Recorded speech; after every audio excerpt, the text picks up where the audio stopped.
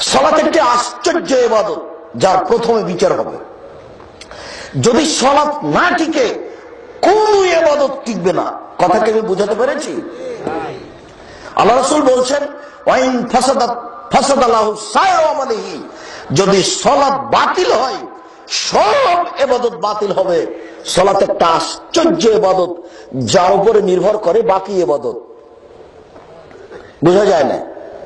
যার উপরে নির্ভর করে বাকি ইবাদত। এবার শুনেন, আবু হুরায়রা রাদিয়াল্লাহু তাআলা আনহু বলেন, রাসূল সাল্লাল্লাহু আলাইহি সাল্লাম বলেছেন, আস-সালাতু সালাসাতু আসলাসিন, সালাত হচ্ছে তিন ভাগে বিভক্ত। সালাতের নেকি তিন ভাগে বিভক্ত। আত-তাহুরু সলুসুন, ওযু হলো তিন ভাগের এক ভাগ।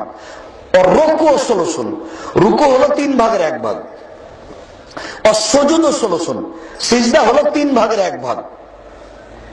হাদিসটা অনুবাদ শেষ করি, তারপরে বলছি। ওমান আদ্দাহা বিহাক্কিহা কুবিলাত মিনহু সালাতুহু, কেউ যদি একে যথাযথভাবে আদায় করে তাহলে সালাত কবুল হবে। অকবিলা লাহু সাইরা আমালিহি, এরপরে যত ইবাদত আছে সব কবুল হবে। ওয়াইন রুদ্দাত আলাইহি সালাতুহু, আর যদি সালাতটাকে প্রত্যাখ্যান করা হয়, যাও তোমার সালাত কবুল হয়নি, যাও। রুদ্দাত আলাইহি সাইরুল উমি, সব আমলগুলি বাতিল হয়ে যাবে।